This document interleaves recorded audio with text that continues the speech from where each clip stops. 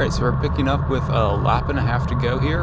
Lower Providence crit. Up until this point in the race, I've been playing it very conservatively with my energy.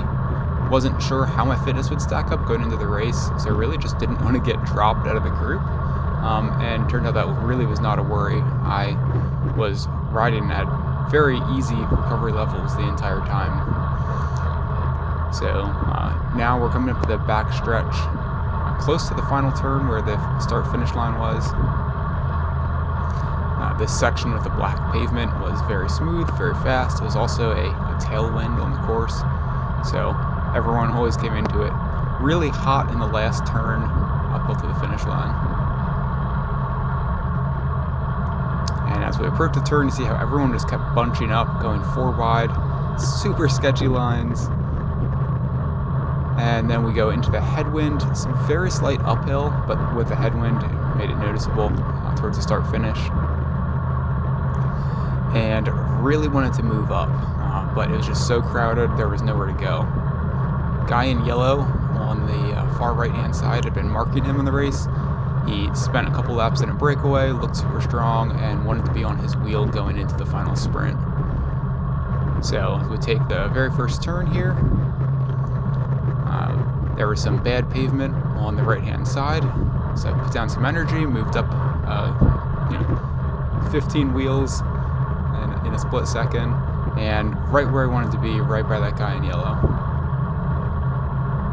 So at this point, I was somewhat sheltered from the crosswind, right on the front of the race with enough people that I didn't feel like I was going to get stuck, out to dry in the front.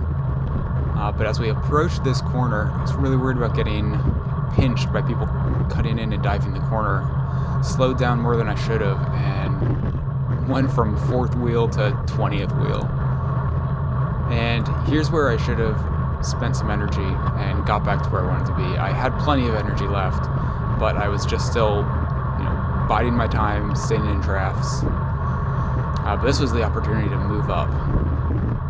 I'm still way too far back here. So this is where we turn on to the fastest tailwind section of the course, where almost impossible to move up, it's too fast.